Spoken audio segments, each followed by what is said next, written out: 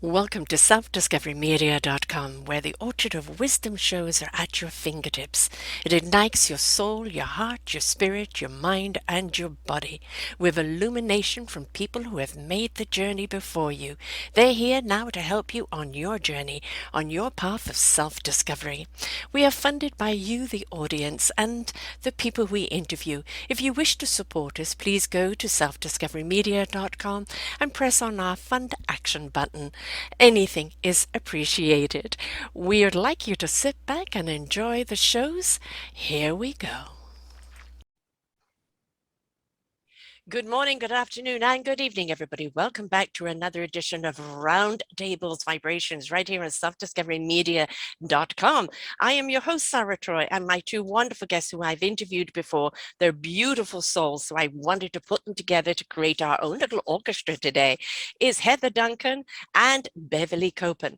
Their own work is absolutely wonderful. I invite you to go back and please listen to their individual shows. All you have to do is put into their name, Heather Duncan, or Beverly Copen, Copen, right here on selfdiscoverymedia.com in our search engine, and their shows will come up as well as this show. We really have talked about a great deal in life, and today is about that exuberance. How do we step into it? Who cares about what age you are? That rocking chair and the knitting needles went out a long time ago. It's about living life infectiously. Your choice, your life interactions, your friendships, your connection with your inner self, it all matters in living that abundant life. So I'm going to read a little bit about who each one of them are and what they have to offer, and we're going to dive right in. So Heather Duncan is a media commentator, speaker, and award-winning author, The Friendship Upgrade, and The Date Like a Grown-Up. She's the founder of the Cabinet Coaches, all ages, all stages, group for women, and that fosters the self-betterment, face-to-face friendships, and social connections. Her books pinpoint the cause of isolation and offer life-changing solutions, and steps into social sideline women who seeking more profound, meaningful friend connections. Heather has been providing practical advice and encouragement and a toolkit for moving past loneliness into her impressive work, something that is very much needed right now. And Beverly Copen is an acclaimed author. It's your life, isn't it? And for decades, she has been inspiring people through her work as a glass ceiling shattering entrepreneur, an international in-demand motivational speaker, renowned photography. You've got to see her photography. It's cool. And author. Her newest book offers life tools to deal with changes and the challenging times. Making a difference begins with I have an idea. Believes Beverly, who loves helping people find solutions, clarify their values, set goals, and develop plans to making things happen in challenging and tough times. Well, I think we can very, very safely say that neither one of these ladies have taken up the rocking chair or the knitting needles. They've got life to live, and they intend to live it and drag everyone along with them. Welcome to the show, ladies. Thank you, Sarah. Wonderful to have you here. I think there's a gift when we get older, and that is when we truly see the value of life. And when we really see the opportunities in front of us. Every single one of us has been knocked down at some point in our life. We know what it's like to have to get back up time and time again. But it's that getting back up and realizing the strength, the courage, the abilities that we have, and then kind of rolling up our sleeves and going, okay, what's next? And that life and that attitude is something that really will make life exuberant, isn't it? So I'm going to throw it over to Beverly first. Well, there's an interesting opening. My goodness gracious sakes alive. I think if you just take that one line you said of the subtitle of my It's Your Life, Isn't It book, it's making a difference begins with I've got an idea. And I think that what I have tried to convey with that is that many of us, women, especially women, have ideas and have thoughts and have ways things could move. And we might be in a meeting with the boys or whomever, and they say something negative or lacked in approval, lacked in enthusiastic about the idea, whether even if it's just a one-on-one person, something like "You've got to be kidding," something of that nature. We've all heard that a few times. And so I think what I have done most of my life is to thank them for their input, and nicely. I'm always believed in being a nice Southern lady, even when I wasn't living in the South. And because it's hard to get mad at somebody who's sweet. Yes, therapy sweet. I go ahead and find somebody else I can tell my precious idea to, and they will say, "Let's talk about this." Yeah. And so it's a matter of getting over. Don't let somebody puncture your balloon before you even have a chance to explore it. So that would be a very good, important thing. And I was married to somebody for 20 years who was brilliant, and he was just on top of everything in the world, probably a genius. And I had known him for 15 years before that as a friend on a bank board.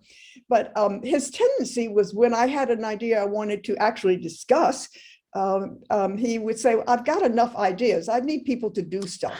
And that was, walk away and say, "Okay, goodbye." Yeah, downer. Yes, no. Never shut a good idea down. You know who you can present something to if they're somebody you care about or love, and when they don't really want to hear that. And Heather, that goes over to you, because you're a really huge advocate of, community, of friendships, of people coming together. And it's really finding that, I'm always talking about what is our instrument, learning how to play it, bringing it to the orchestra. And it's really finding that orchestra that you can play in, isn't it? Bringing that great idea to. I very much agree with that. I think that within community, we can better see our own best possibilities. If we're looking at just simply our own reflection straight on, we're missing a lot of perspective that really is so valuable. And I think also when you put yourself in community, you begin to see things that you personally see solutions for. Yeah.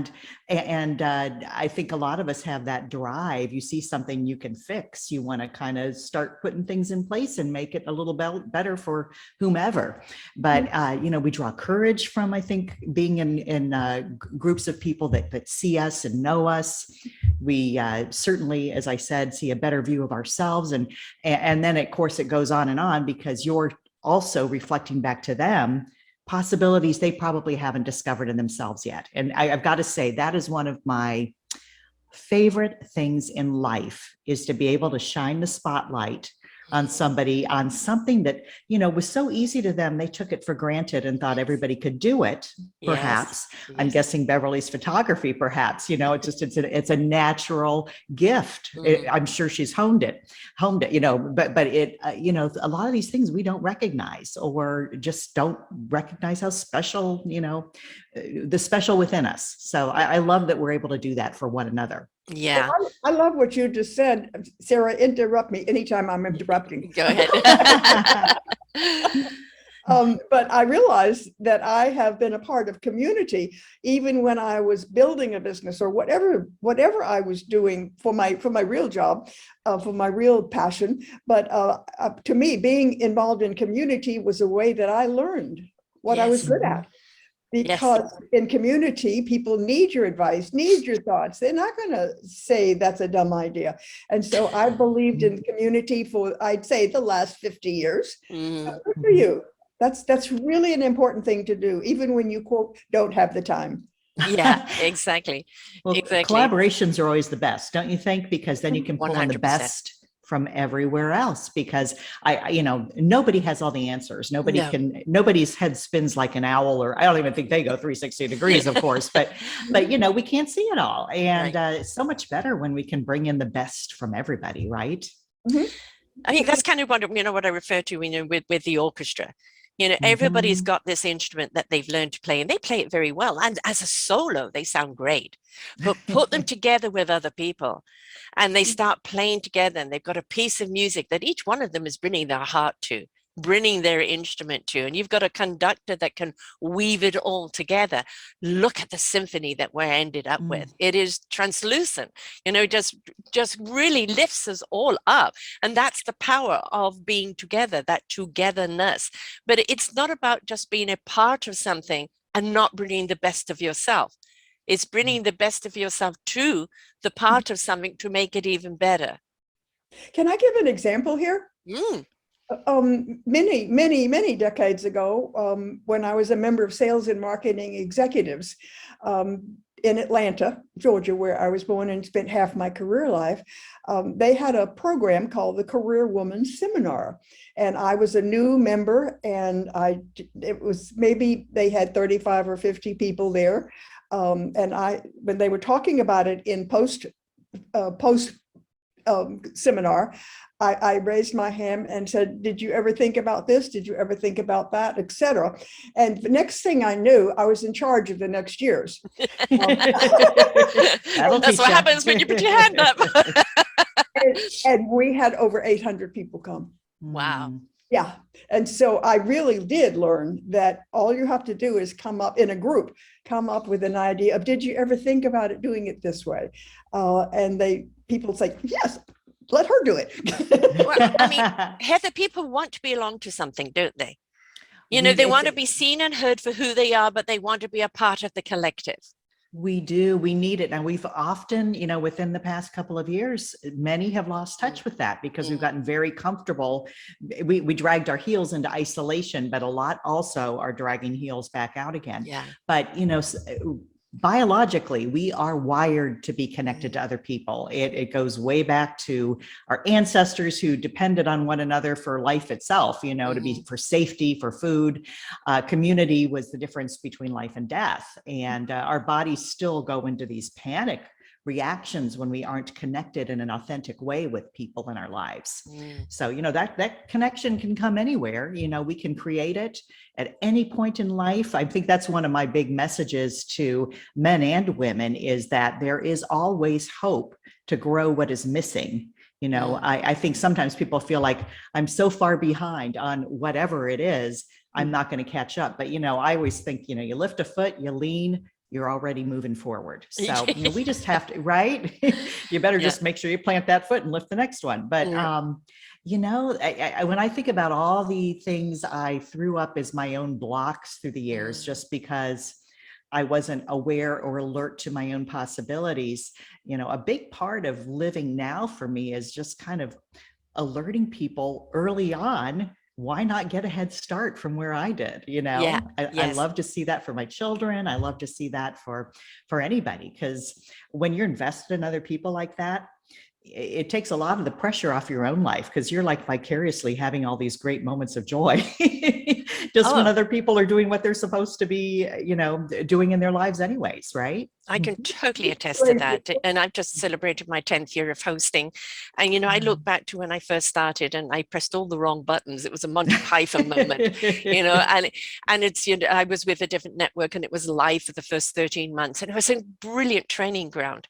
But it was also where I discovered not only my voice, but the voices of others and how important they were. And that's why I started my own network, which will be 9 years in June. The people that I've met, like you beautiful ladies, who have stepped up to make a difference in the lives of others because you first made a difference in your own life.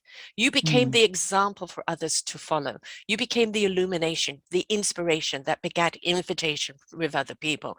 You cannot help but grow by being inspired by what other people are doing, by being invited by what other people are doing, by looking at it and going, gosh, look at where they've come from. Look at the struggles they've had. Look where they are now. I too could do that if I just take that first leap, which is that first step. You're absolutely.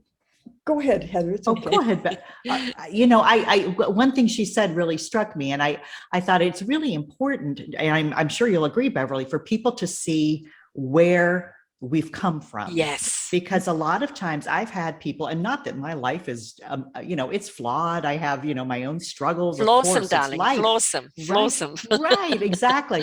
But, some people will look and think, oh, she's never had a problem in her life. And, I wish that if I'd had the energy and resolve when I was at my deepest, darkest point, I would have made sure to take a before picture, to say, look where that was, because you don't even realize it's desperation. You're trying to move forward. You don't know what you're creating. No. But, the more we can let people know, when I was, I had a very humbling, how would I put it? Pre-butterfly life as a teenager. Okay. Not that the bloom was any wonderful thing, but I'm saying that there was a really awkward stage there. And I made a point for quite a while there when I would talk to young teens that were thinking, oh, this is how my life is always going to be. I would pull out that old album with the worst picture in the world of me, just to show we can't imagine what's going to happen to us on the external or the internal from a flash point in time like that. Right. So, Yeah. Beverly. Part of what Sarah knows is that when in the book, It's Your Life, Isn't It? I start off with telling them all the bad stuff of how I lost two husbands and how I had to close my business and how terrified I was, and how, I was in my mid late 30s when all that happened, with a successful path going, and I had to put everything in my life on hold when my husband had diabetes and lost his first leg and then his second leg in the course of 3 years, and everything in my world collapsed. Yes, I had to put my life on hold. So I wanted to make sure that my audience of readers understands that I had to completely reinvent myself after the fact. Yes. And then the question is, how do you go about doing that? And so part of what the big thing that you said earlier, that phrase, that why not phase that you mentioned, part of what I say in my book is when I was age 15, I started using the phrase, why not? When asked, why are you going to do this? And my answer was usually, why not? And then you're into at least a discussion. And I've used that all my life. It's the why not factor. And then part of it is helping people to understand solutions. So part of what I believe strongly in the book is not just inspiring people to the how-tos, to be like us, but to say, now how do I do that? And so it's in this chapter, it is strategies on how to build your business, strategies on getting over fear, strategies to do this, and this. And so I want somebody to go away not a happy inspired person who doesn't know how to do something. Then you've got a highly motivated failure. Yeah, exactly. Yes, you have to kind of show where those first steps are. And I similar approach with the friendship upgrade in terms of, when you're on the sidelines, how in the world do I get back in the game? Is there a game? Where is it? Who's playing? But just kind of some directions on that. And the same with the book on dating. We have we see people in lives that we want. And if we don't see the stepping stones, or if that first stepping stone looks like it's on some hill way over across, the state border, we have little hope. And so I appreciate, Beverly, that what you're describing, that you lay it all out. I think that's so important. I had another wonderful woman on this week, Dreamer Denver. I don't know if you ever watched Gilligan's Island. But I've met Dreamer. Wonderful woman. She really is. And her story really did touch me. Gilligan was, on Gilligan's Island for a long time, Bob Denver. And, people kind of wonder what happened to him. Did he just drop off? But how he dropped off is because they had an autistic child. And they both they were told to institutional the child and get on with life, which I've had so many people with autistic children have been told to do that. And they decided no. And, at the time that they had their child, there wasn't really the identification of autism, nor was the help and the support that there is today. And in 20 years, in 21 years, they went out 4 times. It was just them, no external help, until he got very, very sick. She had a heart attack, and then they had to call for help. And then it was like, why didn't we do this sooner? And by their own admittance, it is that we got so caught into the routine and the rut and the pattern, thinking it was for the good of the child, that they didn't realize what they were doing to themselves. And I think one of the people, I mean, she's now a beautiful children's author, and she's written a lovely book, and having her back on again. But, you know, the point is, it's okay to ask for help. The point is that even if you don't know where to ask for help, ask somebody, because guaranteed somebody knows somebody. Listen to a podcast. This is the reason I do this. I have 3,000 shows up here of beautiful souls who are sharing their journey and the how-tos and the skills to invite you to take that journey. Today, it's even easier than it ever used to be. So we can't, you know, we can't look at, I don't know how anymore. Well, step into becoming your own investigator, your own wanderer, your own adventurer, right? It's there. That's very good. I like what you said too about them not really realizing that there were other paths. You know, so many times we do things, you know, I remember when I was downsizing, suddenly seeing this child toy atrocity in the middle of like the entry as you walked in my home. And I'm thinking, who in the world allowed that to sit there all these years? You know? But it was so much a part of my daily vision. I didn't even see it. I didn't see it until that moment. And I think we can go through these routines you're talking about, not realizing, you know, that's not necessarily the way you want to do things. You know, my son and I, my youngest and I had a discussion the other day. He was helping me with some dishes, and the knives. I remembered when my parents, they got tired of replacing the silverware holders in their dishwasher because of them getting broken. And so they would do the knives up. And I remember this moment with my young children thinking, knives up, what in the world am I doing that for? Right. But it took that kind of a moment to make me pivot and see, you know, there's another way to do this that makes much more sense for my life. You know, Beverly, you know, the how-to. I think people, you know, they need to be present with self first to know where they're at, why they're there. There's no point in asking for help if you don't even know what help you need or who you are in the moment. And we're so busy chasing life, you know, and especially you get to a certain age and you think, okay, and I've given 30 years to my children or to my husband or to the career. It's my turn now and I want to get out there. But it's like, who are you now? You're not the same person as 10, 20, 30 years ago. Take some time to be with self, because then you know where to look or whom to ask or and what to ask for. Beverly? One of the things that I have done recently, since my downsizing for the third time, to where I'm living now, from 7,000 to 5,000 to 2,700, now to 1,500 feet, in a wonderful senior community. And you commented on my photographs. Well, I just realized that people, I post them on our little network, and people keep commenting on my photographs of, you know, everywhere we walk. And so I said, I'm going to do a class, a presentation on my photography for the whole audience, the whole 100, 150 of them. And so I did, and I have a guy partner who does it exactly the opposite way as I do. So we call ourselves the odd couple. And so, I love that. We did that. And then this was just a few weeks ago. So now they're saying, well, what's next? And so I created a class because individual kept saying, how did you do that? Yeah. And so that is the most wonderful phrase you can ever do, is how did you do that? Because even my partner, who is of course just a good friend, when we're out shooting, just walking around, he said, I did never see that. How did you see that? And I said, well, I just walked over here and I looked, and there it was. He said, you see things,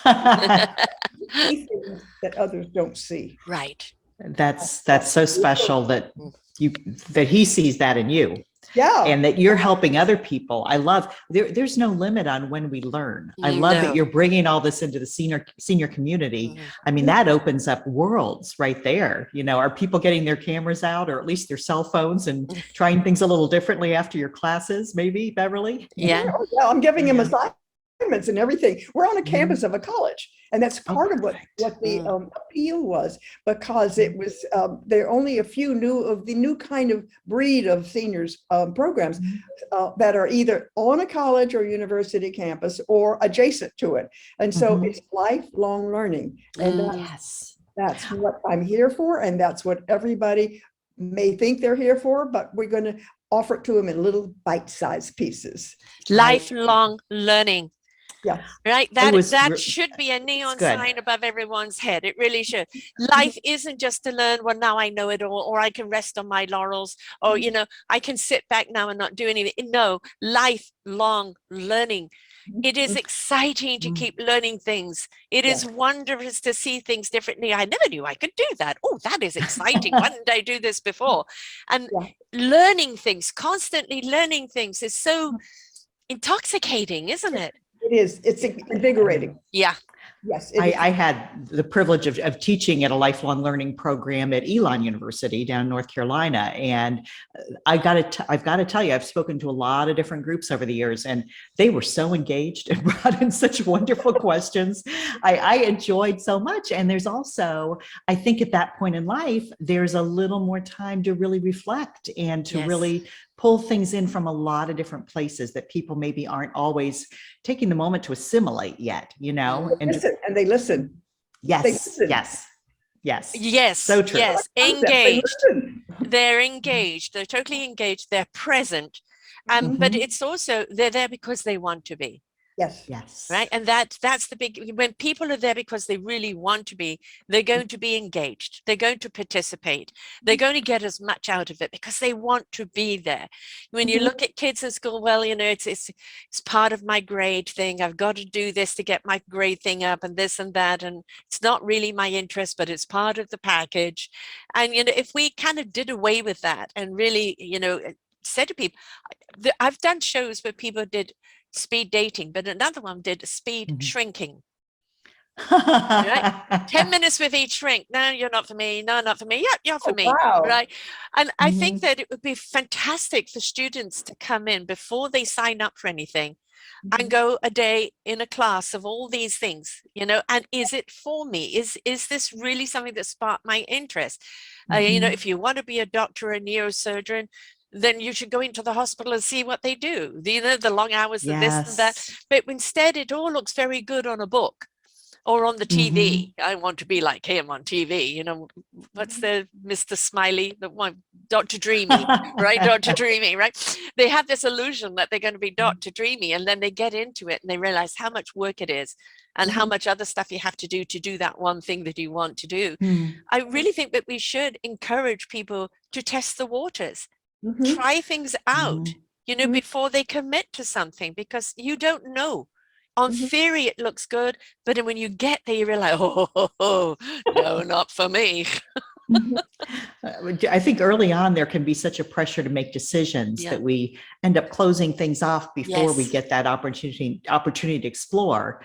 But we also, I think, you know, Beverly, when at this point in life, wouldn't you agree that, I mean, it's very easy for people to choose a rabbit hole on the internet and just kind of get one view of the world that way. Now, you know, you use a wide angle lens. And I think with our writing, we try to do the same thing, right? But, you know, it's kind of on each of us to make sure that we're still kind of exploring different ideas, different perspectives, different worlds, lives that are different than our own.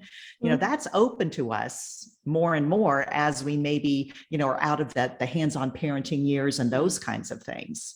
So take advantage of it. Be okay with being uncomfortable. You know, it's okay if you're going to take up a dance class, you know, and you haven't got the moves like you used to, or, you know, the hip keeps freezing on you, you know, it doesn't matter. There's freedom in that. There is. Are you having fun? This big, huge word, there's two words that I find that it seems to have erased from people's vocabulary: joy and fun. And people have forgotten how to do it. And I think part of it is, well, I don't know what people will think. I don't know what people will say. I don't want to make a fool of myself. I think go out and make an idiot of yourself. You know, I don't mean streak down the road. You know, I did see a picture on Facebook of a woman who tattooed her boobies as hush puppies, you know, and she walks around just in shorts with her boobs, you know, and I went, oh, no, I wouldn't suggest going that far. Yeah. It's okay if in the having fun, somebody thinks, oh, what are they doing? You're having fun. Right. And Yes. it's okay to do that. But why do we start thinking, oh, no, I'm too old. I shouldn't do that. What will people think? Or I don't want to embarrass my kids. I've embarrassed my kids all their life. I'm not going to stop now. Precedence is there, right? Exactly. I've got to keep it up. Yes. Oh, I love it. I love it. No, I think that lack of fear, and you know, there's a good quote. It's an Irish poet, and I'm going to forget his name at this moment when I really want it. But the gist of the quote is that curiosity will conquer fear more than bravery ever will. Yes. And that, don't you think that's a huge, just being curious? Yes. I mean, and then, you know, who cares if you look silly while you're doing it? You know, what does it feel like? What is it like to try this? Those are good. I mean, life's finite, you know, there's an end point. At some point, we need to take all these minutes and fill them up with things that we value. We look at Helen Mirren, Judi Dench, Maggie Smith. You know, and we look at all the movies they're doing, like Helen Mirren in Fast and Furious, driving a fast car, you know, like 79. You know, Judi Dench in her 80s as M, one of the best M's ever in the James Bond movies. She's not afraid of looking like a bat out of hell, or, you know, or looking graceful. I mean, Helen Mirren playing Catherine the Great, you know, and then you've got... she also played the Queen of England as well. And you've got Maggie Smith, who's just Maggie Smith, but Maggie Smith comes with that attitude and she brings it to everything that she does.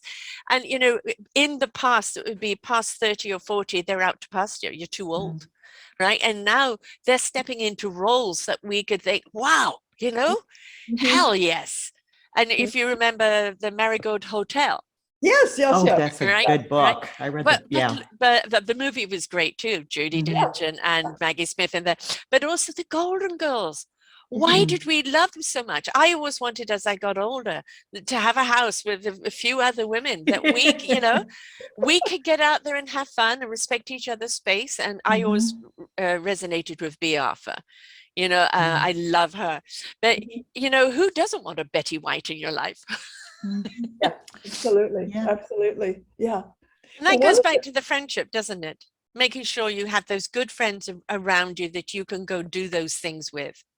One of the things that that I get asked a lot is, do I miss my friends, or do I miss Sedona? Because I was there 15 years and now I'm halfway around, you know, halfway across the country. And the answer is, I don't miss Sedona, although I loved every minute I lived there. But I miss my friends there, some of my treasures. And so I stay in contact with them for all the right media, whether it's an old-fashioned phone call or whether it is a text or whether it is an email on a regular basis. We're in touch with one another as though they were right next door. Exactly. You don't have to be physically in the same room, right, to have fun.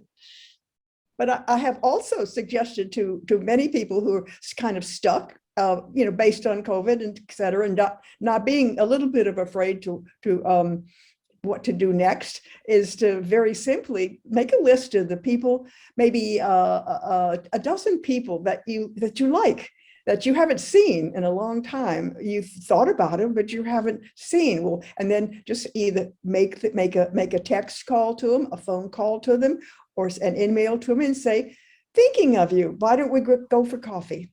And then if you, and let them know that somebody cares. Yes. Huge. Very powerful. That's a very, very powerful. Yes. And, you know, going for coffee, you can have coffee over Zoom. If you can't actually physically, you know, I think one of the greatest gifts we did have during COVID was Zoom. It opened up, it connected people in such a way, and not only kept businesses going, but I think that it invited that connection and that conversation that perhaps sometimes you wouldn't have, because I've only got half an hour of the traffic, the this and that, you know, and on Zoom, it's like it's in your own living room. Here's the coffee. I've got all the time in the world. Let's have a conversation. And you could bring a whole pile of people on, right? And that's the beauty of it.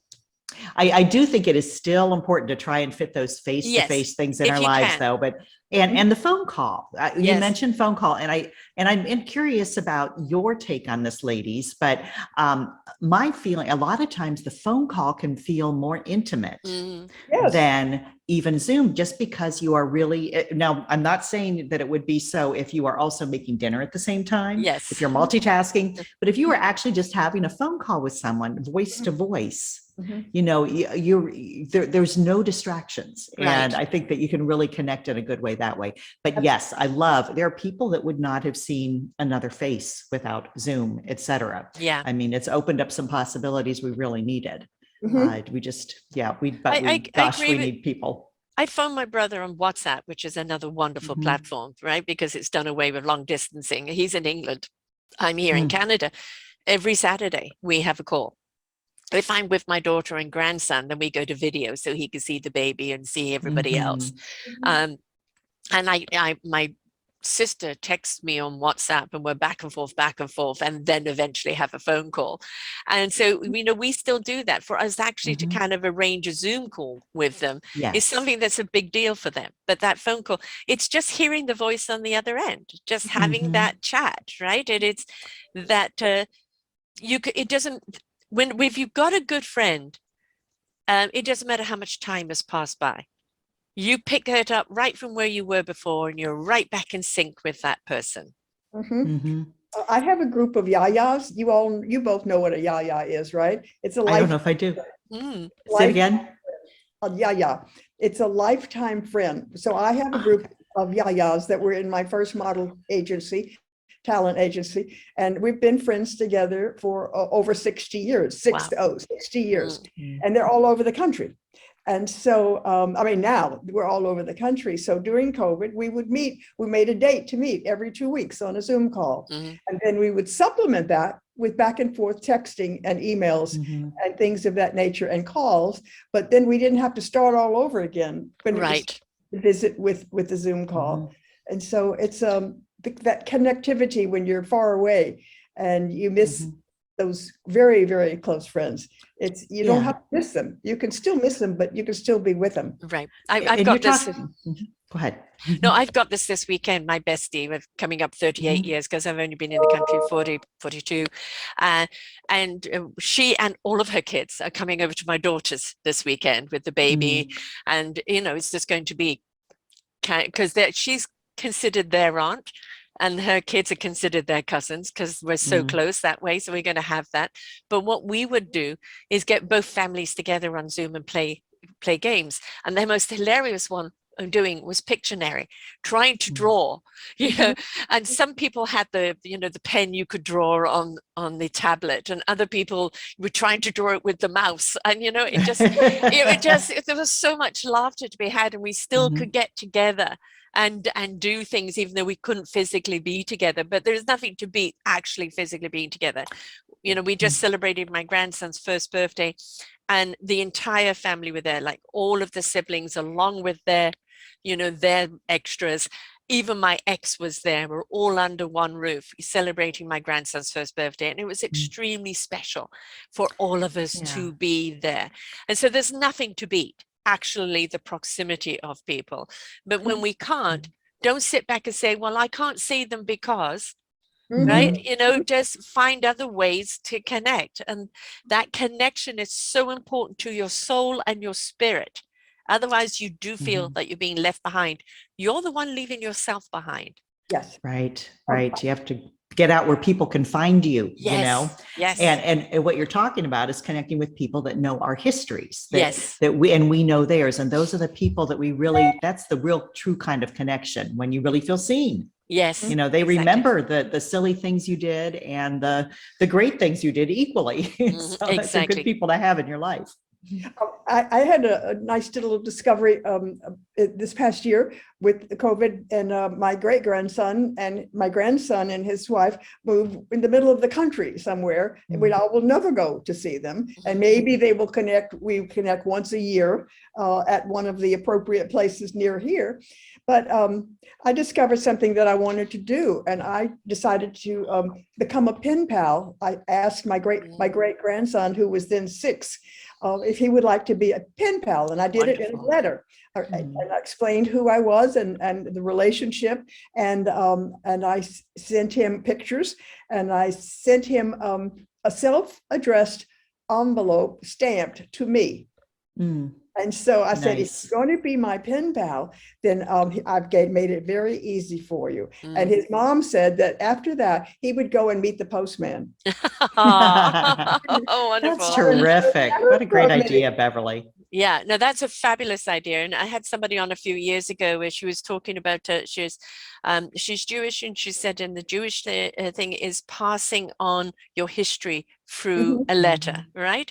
And the art of actual writing, the art of somebody holding a letter. And I live with an 88-year-old about to turn 89-year-old. One of her dear friends in England is sliding away quite rapidly. And I said to her, you know, write a letter. If you can't actually write and post, what we'll do is give me, you know, something to write, or you write it, and I'll send it in an email that they can print out that he can hold. And, you know, and the feedback was, oh, it was so good to hold your letter. It was so good to hear from you. Yes. And, you know, and he's losing his voice. So even kind of talking is very, very difficult. And there's something different sometimes with the piece of paper in front of you that you can read over and over again, that you can have in your pocket, or you know it's in that drawer and you can visit it anytime, which you can't always revisit that conversation, but you can a letter. And I think there's something very valuable in that. It's a beautiful idea with the grandson. Beautiful idea. And it represents an effort. Yes. Don't you think? I mean, so many times it's so easy to do so many parts of our life. And anytime that somebody has obviously made an effort on our behalf to connect with us, to do something for us, you know, another thing I love, this is a slightly off to the side, but I call it the secondhand compliment. But when we take something that we hear good about somebody, somebody says, and we take that from that and share it with the person, and they're aware this is being shared without any kind of, I mean, this person didn't say it thinking they would hear it, but it gives them something very, very special in that moment, because it's something that was created. You were talking about me. Well, it was created on their, I mean, it was thought about, it was on their behalf, but they, you know, it's a gift. It's a gift. Yeah.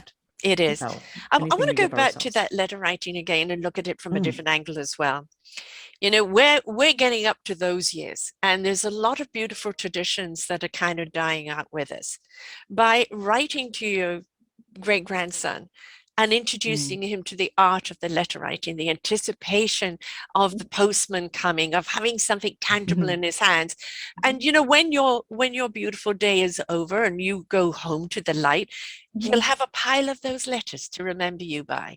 And it's bridging the beautiful old with, you know, and keeping it alive in the youth. And there's so many arts that we're losing because, you know, the convenience of the internet. And we go to Tim Hortons here. I don't know if Tim Hortons is in America, but it's my little Audrey's one of her favorite places. So we go there. And recently they've taken the rewards card. You can only do it online now. You only can get the specials online. And I said, but what about your majority of your people are seniors? They don't have phone savvy, or they don't have the computers. They don't work online. Well, they can go to the library and somebody can help them. And I think you are missing an entire generation here just to fit the agenda. Why can't you do both? Yeah. There are more baby boomers out there. Yeah. So we're rushing ahead to make things convenient without considering. And also we're losing artistry that we don't and we shouldn't lose. You know, we don't always see the ramifications of all these great new tools we have until they're pretty far back in the rearview mirror. But, you know, you think of like aerosol sprays and nicotine. We didn't understand the long-term effect. And a lot of my speaking, I talk about the impact of digital reliance and how that has moved us from conversation down to more basic communication in a lot of cases. And what you're talking about there's a diluting effect that is just, unfortunately, it affects our ability to connect in the ways that we need to with one another and Cryptic with our talk, histories and with to go deeper. Yeah. Yeah, we need that depth. I mean, it's Yes, like everybody's snacking instead of enjoying, a the good meal, wholesome meal. right? And taking the time Yeah, to prepare it and then enjoying it right. because you prepared or even grew it, Mhm. right? All of Mhm. that, that's that gratification that's there. I get hit on all the time. Why are your shows so long? They should be half an hour, 40 minutes. That's the only attention span. I'm not that audience, I say. Mhm. If you are listening to my wonderful people that I get to interview, at 40 minutes, it's not where you want to say goodbye to them. That's when you're just beginning to say hello, right? And it's the next 40 minutes that all the nuggets come out, right? And it's like, if you don't want to learn by other people, if you don't want to learn something about yourself, Mhm. then don't invest any time. But Mhm. if you really want to learn something, be inspired by something, learn how, or what to do next, pay Mhm. attention and put in the time. Why is it that, I will never cater to the short attention span? I'm sorry, I won't.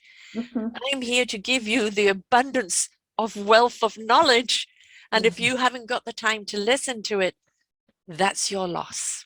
I have something, I love that. I love what you're saying. I have learned something very special that I do want to share with you both here because um, one of the wonderful writers, author, and photographers here created a writers group. And I thought, well, I've written 6 books, why do I need a writers group? And so she invited me to come to the writers group. There were 8 people all together, and I was invited to come.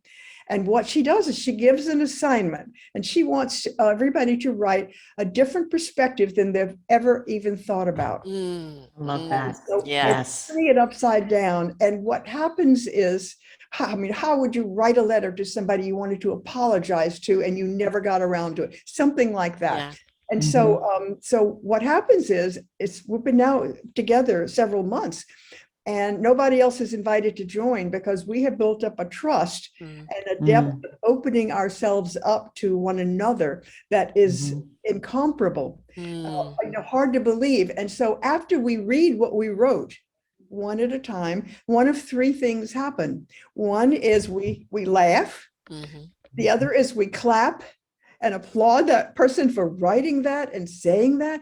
And the third is there's no reaction. Mm. And what's happening is they're thinking about it, and then a little tear will come down Yeah. somebody's cheek, and then maybe in another cheek. And so they were digesting the honesty, the depth Yes. that came from that person's heart. And so I'm just saying, everyone could create a group like that Yes. Mm. and start being a part of the depth of other people's life that you care about. Depth. That's beautiful. Depth. Yes. And there is something about the writing, the act Mm. of writing, that really, I mean, it connects. One of the things that we've lost with the digital reliance is connecting with ourselves, Yeah. and we're so used to listening to, and I love podcasts, believe me, Mhm. Sarah, all the time. And I love music, but there are times I need to walk and not listen to anything just so that creative thoughts and just my own musings can kind of find a Yes. landing spot, Yeah. because we've got so many ways to keep those planes flying, Yeah. but Yeah. we need to let things land occasionally Mhm. so that we can do things with them and figure out Yeah. where they fit. I'm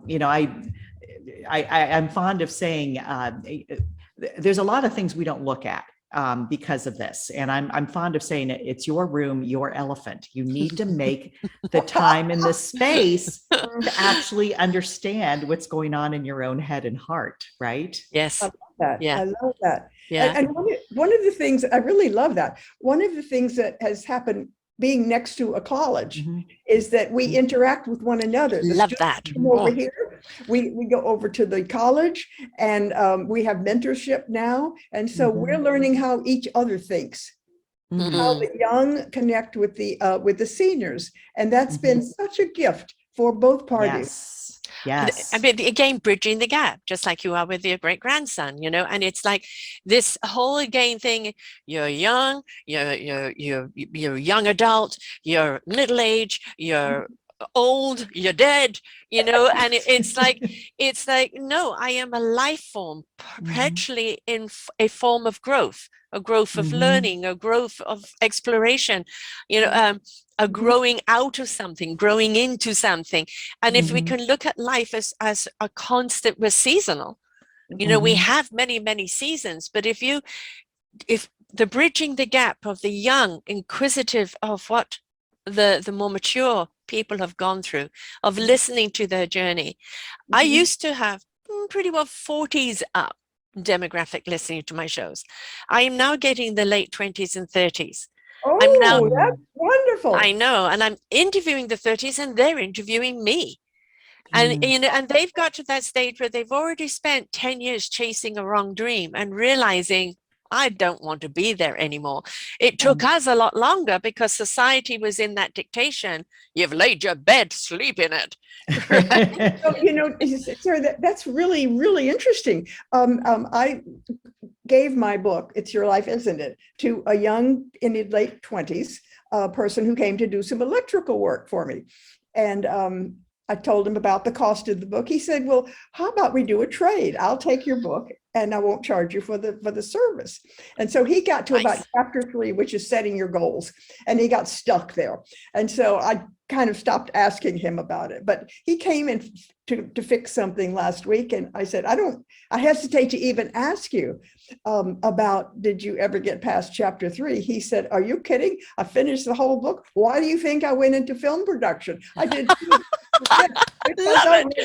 of what you told me.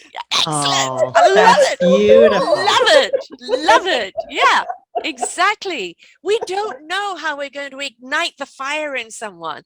But what did he do? He persisted. He got stuck and thought, I'm not going to stay stuck. I'm not going to just leave the book down. I'm going to plow through it until I understand it, until it means something. And then the light bulb went off, right?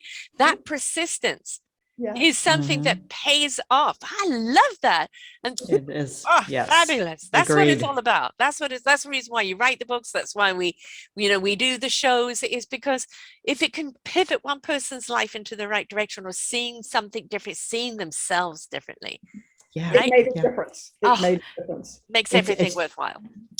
But we have to pause. That's the big thing. We're so used to spinning ahead, rolling through, and really allowing ourselves to pause for a moment, to take that deep inhale and really reflect on the exhale. That's where we can begin to change directions if we need to. And, you know, I there are a couple of times I've spoken to young women, and I know my daughter's always said, make sure you tell them they can change their mind. Yes.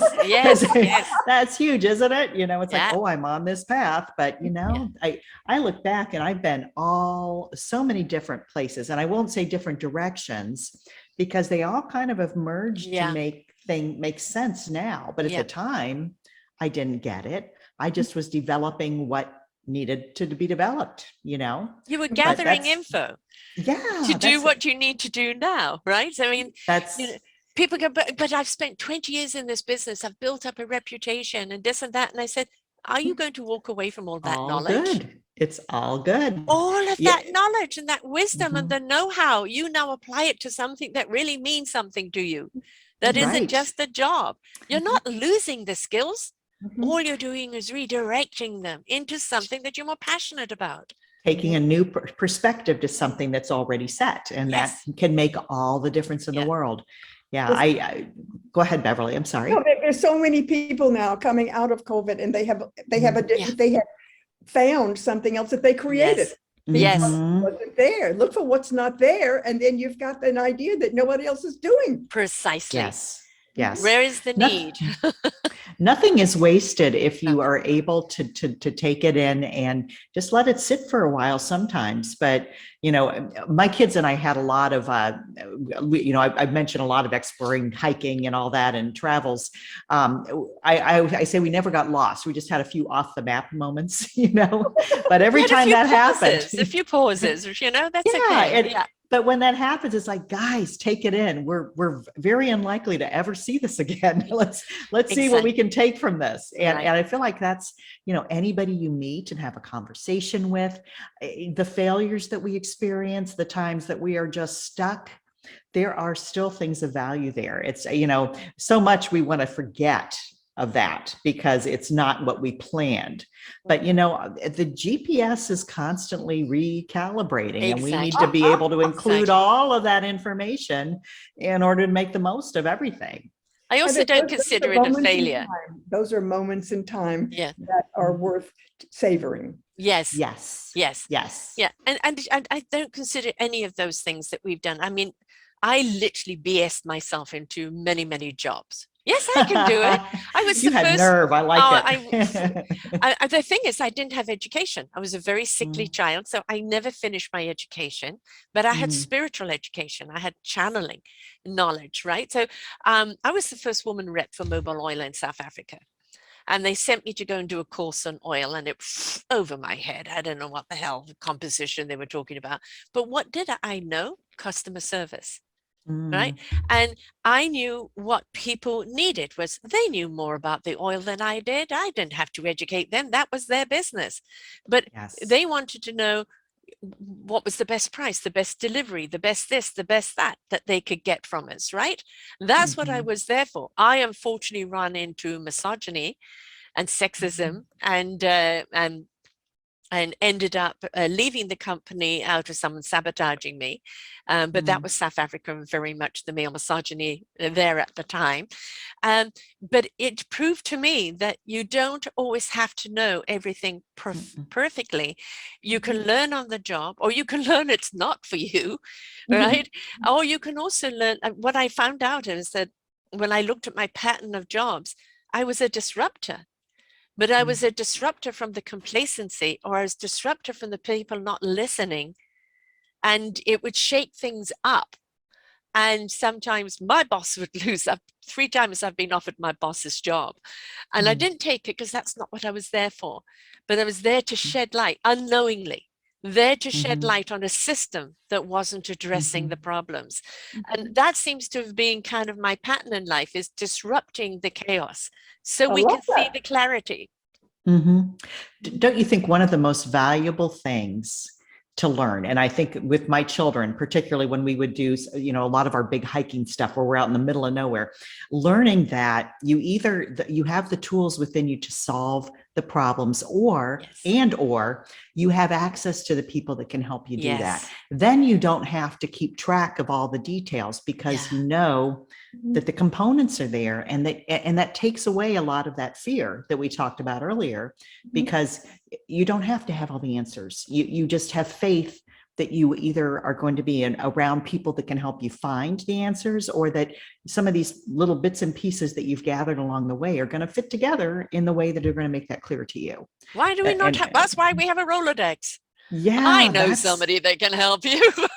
I wish I'd learned that a long time ago, because I wanted to have answers before I stepped forward, you know. And when you know, that's how I was brought up. Stepping forward reveals the answers. This is so true. This is so very true. Yeah. And it wasn't until I got to that point that, you know, I was able to start going places that I never thought I would, you know. Yeah. Our imaginations are too small, you know. Oh God, our we sell histories ourselves are too confining. short. Yes. Right. We're living life by expectation. Hey, blow that expectation out of the sky, right? That's right. Plan B is almost always better, because we don't have all that. We just can't even imagine what we don't know yet. Well, plan A wasn't ours in the first place. Yeah. And you're into it a little ways, and then all these other, you have to pivot and readjust and recalibrate. And then all of a sudden, oh, now I can take advantage of this, that, and the other that I didn't know before. Yeah. Right. Which I'm sure you have done, Beverly, many a time. when somebody asks me, how did I make that decision? What I tell them is this, and I tell this to my kids as well. When you are faced with a big decision, write on a tablet, a yellow tablet or something of that nature, the pros and the cons. What's the best thing that could happen if you go this way? What's the worst thing that could happen if it goes this way? And if you can live with the worst thing that could happen, and you still want to go ahead, then you've got your answer. You created your own answer by identifying the positive and the negative, and then you can move forward. Excellent. So important to state them, because you're right. A lot of times people are afraid, but they don't define what the fear is of. And if you can look at it and say what it is, again, that, you know, your room, your elephant, you know, what is that thing? And then you can say, oh, well, the odds of that happening are really pretty small. And if it did, well, I would do this, that, or I would call this person. And then you're right. I mean, Beverly, then it's like, well, yeah, that's an easy choice to make. I call it the what if syndrome. Mm. We're so, yes, but what if? And I said, well, sit on your butt and then look at the what if it does work. And when I was coaching, one of the things I would do is have people write down all their negatives, all their gripes, everything, and then all the things they were grateful for. You would see the gratitude's about an inch and you'd see a yard of the misery, right? And then I would say, okay, which one do you want to feed? Because what you feed is what's going to grow. Yeah. Do you enjoy this misery? Does this misery really give you value in life? That's a Is it being productive? idea? Yeah, good idea. And then if you start feeding the gratitudes, they start growing. Then you start seeing possibilities and opportunities, and you start seeing them in yourself, capabilities. But we sell ourselves short because we're limited by the expectation that life has put on us, which is to suppress us. And when we break through that and step into the B plan and go, no, it's my plan. Right. I'm going to follow my heart or my soul and what I want to do. Then everything just opens up like a beautiful vault, and we really see the treasure that lies inside. You're sparking something that I think is so important, a thought. It's so good when we can help our children. I'm talking about grandchildren, maybe I don't have any of those yet, but yes. But I'm being with my kids, giving them, letting them know that they can make their choices and affirming their ability to begin making choices at an early age, because I think we have to get very comfortable with making those choices ourselves. And in a lot of homes, the kids aren't necessarily making those choices until they're suddenly out on their own. And so the more we can affirm early on and through the whole process that, yes, that's a great choice. It may not be what I would have picked. You wouldn't say that either, but allowing the freedom to make those choices allows the freedom to develop the kind of life that you really want to down the line. And listening to their own instincts. Yes. We've got to, it's, as you said, life doesn't start when you're 20. I have a whole Forgotten Children series, and which is going to be a book, hopefully by the end of the year. And it is where we've let our children down so much by, as we were let down by the same pattern, is that you must have 2.2 children, picket fence, a job, this, and this and that. Life is all laid out to you. That is how you're going to be liked, popular, revered, stand out in society. And it's like Codswallop, I am my own person. I will do what I'm here to do, which is live from the inside out, not the outside in. I'm going to bring my own essence that I've discovered to the table. It's going to benefit those that resonate with it. And the more we teach our children to trust that right from the word go, and how we teach parenting to nurture that and water those beautiful seeds, we're going to end up with a much more productive society down the road. Right. We don't need a dozen of one personality. No. It's a much better bouquet if we've got different things blooming. Yeah. Droids, Yeah. Or as I say, the Walking Dead. Right. I mean, our uniqueness, yes, it makes us weird, but it also is what makes us special and what, creates all those sparks of new possibility. Life is an attitude, isn't it? And I would say the attitude and gratitude go together. They're hand in hand. When you could be grateful for the very small things in life, then you see how many things there are to be grateful for. Lots of beautiful small things. And when you can wake up every day and go, thank you, I'm awake. And as you get older, that kind of gets even more important, right? I do that every morning. Exactly. Oh, thank you, I'm not in pain today. Or thank you, things are going well.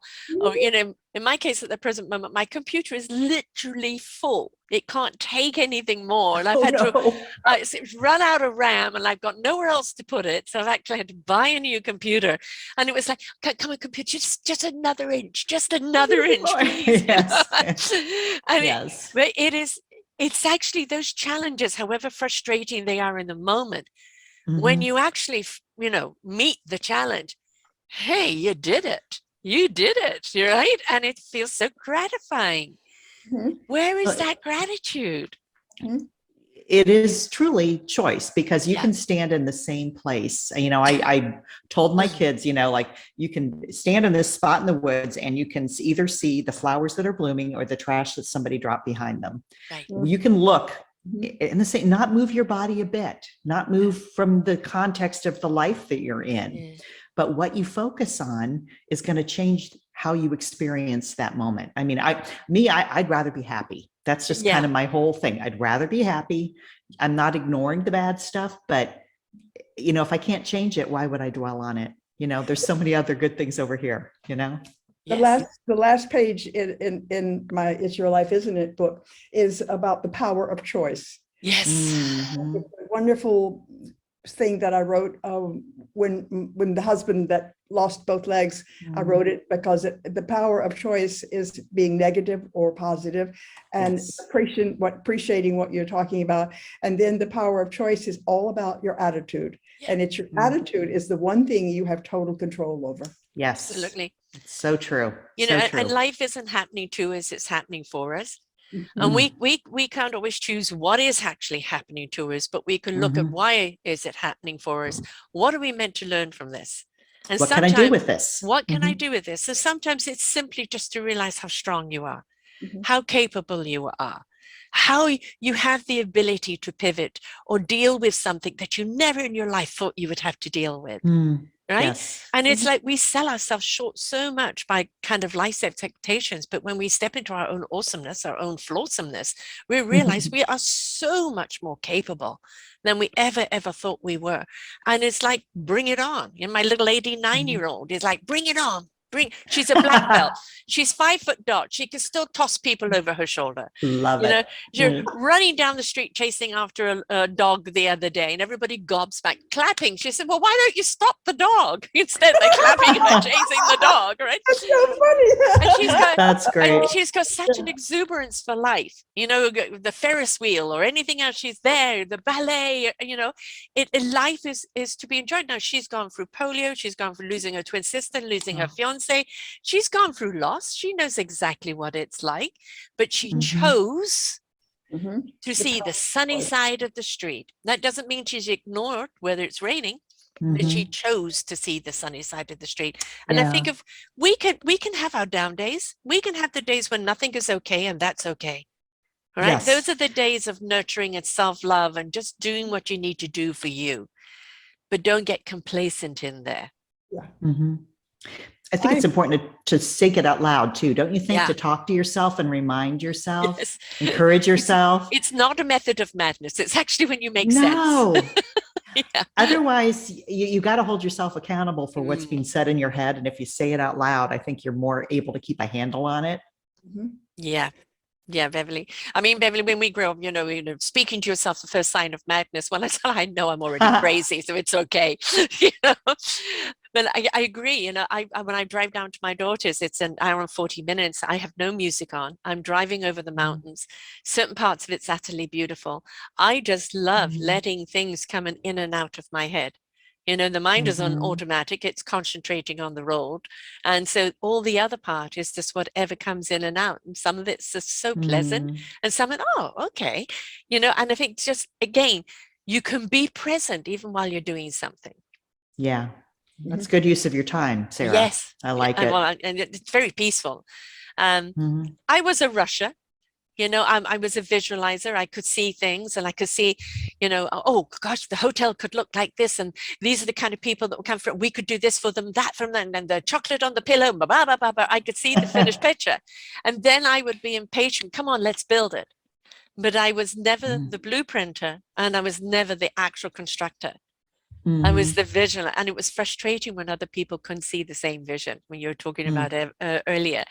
And I've learned to calm down now and realize, let's plant this seed, that seed, and this seed, water it, and let the vision, my vision, become their vision. Now we'll be able to build it. I love it. Planting Yes. seeds is one of the 4 things that I wrote to my grandchildren, saying, I want you to know how to plant seeds and water them all your Yes. life. Yes. That is good. That Yes. is good. That's thinking ahead, and it's thinking about the next other people that you may never know when you do Right. something like that. But you mentioned one thing that I think is so important to be aware of. In the friendship upgrade, I talk about the efficiency effect and how the opportunity clutter that we have in our lives now has put a lot of us into this mode of being efficient just for efficiency's sake. Yes, yeah. And we forget what the point was, and we're just on that automatic rolling ahead. We don't have a destination, we have no real purpose, but we're doing it faster and we're doing more. And yet that is so distancing in terms of from ourselves and from people. Yes. So really, not worrying about efficiency, but really just kind of letting yourself slow down and really make choices and take it all in. Be the dreamer. We need to be doing that much more than we have been. I've always been accused of being a dreamer because I'm a visualer. And it's like, well, don't we need dreamers? Because the dreamers are what inspire the builders or the blueprinters to take that idea and then to put it into a format that can then be built from. And I think one of the things, I used to get, you're just a dreamer, you never can make it happen. And I thought, why am I to make it happen? I'm the dreamer that can show you the big picture. Isn't it now up to all of us to be a part of the building it? And I think we were brought up with, well, you've got to do it all. And now it is, no, we need to build it like a community, like a collaboration, right? Because then it will be stronger. Well, Miss Sarah, I think I'm going to have to sign off. Okay, my darling.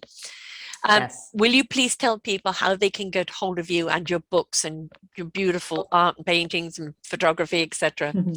My website is very simple. My name is Beverly Copen, and it's called beverlycopen.com. Please spell it for the people who are just listening. Beverlycopen.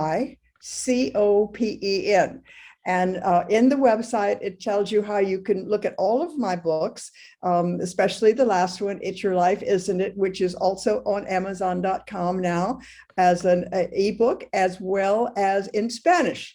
As an ebook now in Spanish, and that is really exciting for me. So all the photographs and everything are on the website, and it's working. I check it from time to time. I recommend it. I said I looked at it before. Her photos are gorgeous. Yes, they are. Yes. Yeah. And the book, I recommend book clubs, and I love people to have podcast clubs as well. Read them, listen to them, and then get together and talk about them, because everybody has a different perspective. And when you put those perspectives together, you've got a whole picture. So, make it a book of the month, right? Excellent idea, because I love how it sparks different thoughts and different perspectives out of people. So thank you so much for being here, Beverly. I love having visited with both of you. Yes. For the second time. I love that. And so what do I do? Just click. You just click on out and we will see you, my darling. Thank you. Thank you so much. I appreciate it. Wonderful talking with you, Beverly. Thank you so much, pleasure. I look forward to hearing more about you and checking out your website. Beautiful. Thank you, Beverly. Bye. Bye-bye. And Sarah, I am going to have to take off myself as well. I have another. I know, it went so fast. I know, it always does. It always does. Yeah. I enjoy talking with you. And I with you, darling. So also let people know how they can get hold of you and your books and everything else. Thank you. Thank you. HeatherDugan.com. I will spell it HeatherDugan.com. And the new website should be going live, I think, next week. And it says, I've been doing a lot of speaking, and there'll be videos of that kind of thing on there as well. And of the article, just a bunch of material. And my books, The Friendship Upgrade and Date Like a Grown-Up, you can find them through the website or online or in many of your favorite bookstores. I'm on social media, Facebook, LinkedIn, Instagram. I love, like you, Sarah, it's wonderful to connect with people. So please feel free to reach out. And please, folks, go back and listen to their previous shows, because we really talked in depth on their journey being there. We've covered a lot today, but this was kind of more blanketing, what we can do, our attitude, our perception, and then never give up. You're never too old. But go back and listen to the stories, because they truly are illuminating. And the books are just, so inspiring. And it is a part of our ingredients in life. Add it to your dish. It will help your entire feast be even more exciting. So thank you so much for being with us here, Heather. And Thank you, and Sarah. to everyone else out there, remember, life is an attitude of gratitude. Choose positive living, live out their exuberance. It is up to you. And it is extremely possible today. And look for the people that love to live in your same vibration, because that kind of friendship is going to see you through very, very well. Until next time, folks, bye for now. We hope you enjoyed the show. We look forward to bringing you more shows. Please go to selfdiscoverymedia.com/shows and you will see the incredible lineup of genres and shows that we have for you. We are here to make a difference in your life. Thank you for listening.